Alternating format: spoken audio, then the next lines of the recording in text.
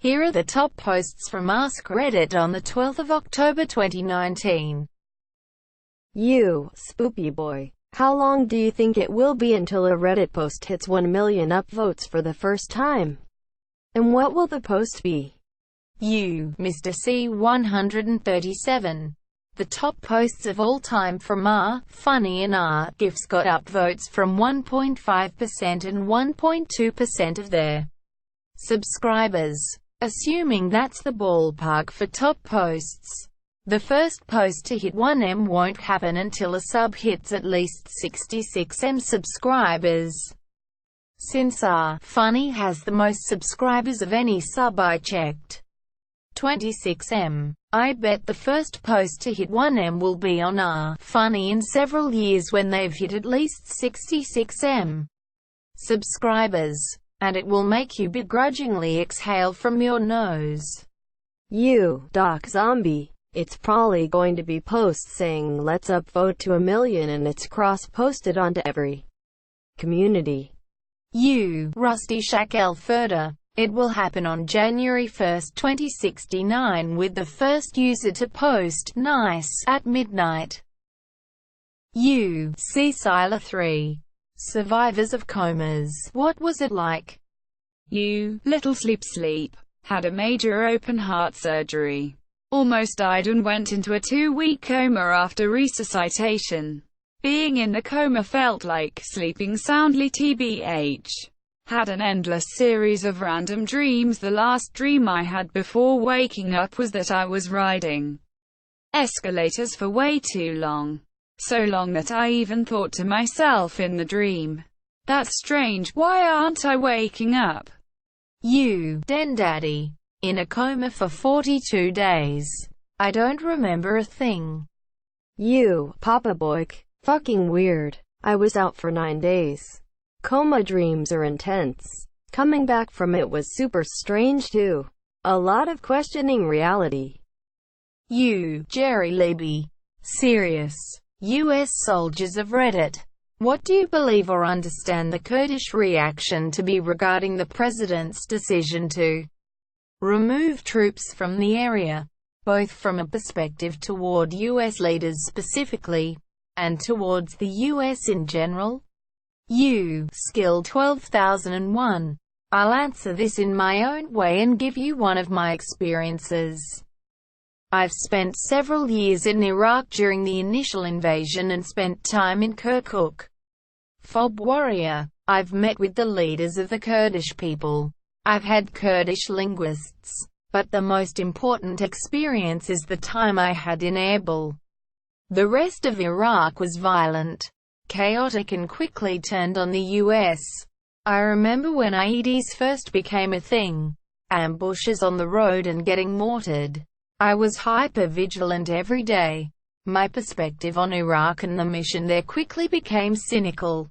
I began developing negative opinions about the Iraqi people. But then, we rolled through Erbil. Understand that the Iraqi Arabs do not like the Kurds at all.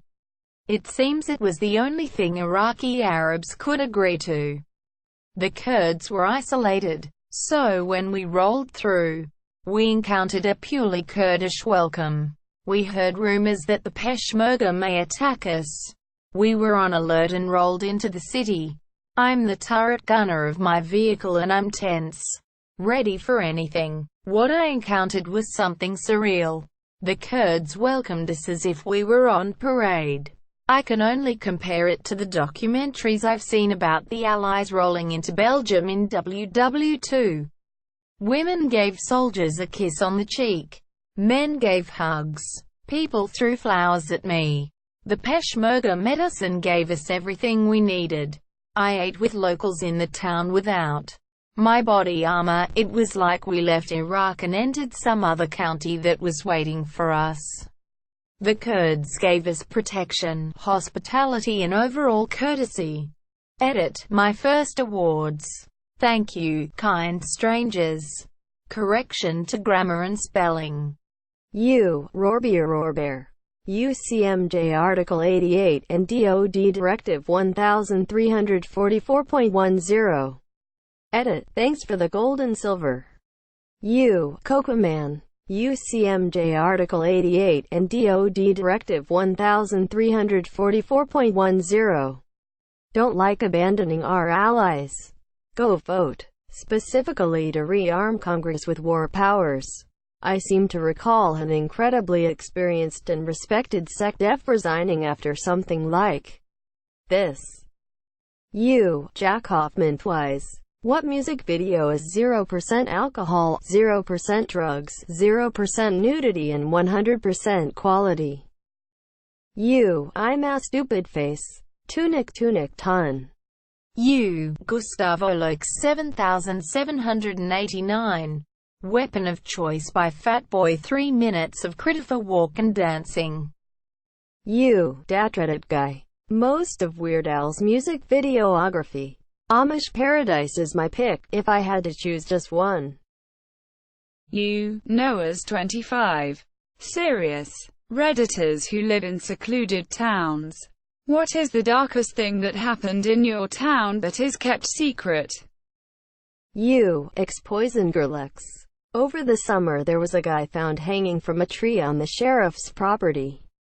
The sheriff disliked this young man and treated him poorly during his incarceration at the county jail. Many witnesses said that the day he got released from jail, the sheriff invited him to his secluded property and told him he could help him get back on his feet. 2 days later, a couple of teenage boys fishing in a creek discovered the guy hanging in a tree. Authorities was notified. No investigation was done, and it was immediately ruled a suicide. This boy was a known drug addict with no family or friends, so there was really no one to press the issue. The local news wrote a small article on man found dead from apparent suicide, and then it was hush after that. It's just one of those things we will never know. U. Bingo Burnson 369. I returned home from school one day to a very powerful smell of gasoline throughout my neighborhood, and every emergency responder our town had. It was later found that a father of 3 little girls, who wasn't living there, tucked all 3 girls into bed and slit their throats. He gained access to the house by dismissing the babysitter. He then tried to blow the place up by flooding the basement with gasoline and calling the mom, telling her, "Come home. I've hurt the girls." Thankfully the mom went to authorities instead. If he was successful, my house would have blown as well. The father turned himself in and has been in prison ever since. The daughters were memorialized with a playground and the house has been torn down. I'm not sure what happened to the mom, but I've heard here and there that she has found peace in a new town. U. Sasfia Narshan. Well, we had the 32-year-old son of a prominent member of town rape and sodomize a 14-year-old girl. Notable quotes from the kangaroo court. She was begging for it. You see the tits on that one. How was I supposed to know? She didn't try real hard to stop anything. Anyways, he got off with a slap on the wrist 2 weeks later. He was found by cleaning staff in the local gym, beaten with a wooden broom handle shoved up his ass. Rumor was that it was a group of guys from the high school that jumped him after another chick lured him there. Honestly, a lot of people know who did it, but no one breathed a word. He survived but left the area and basically just disappeared. Thanks for watching. Don't forget to like and subscribe.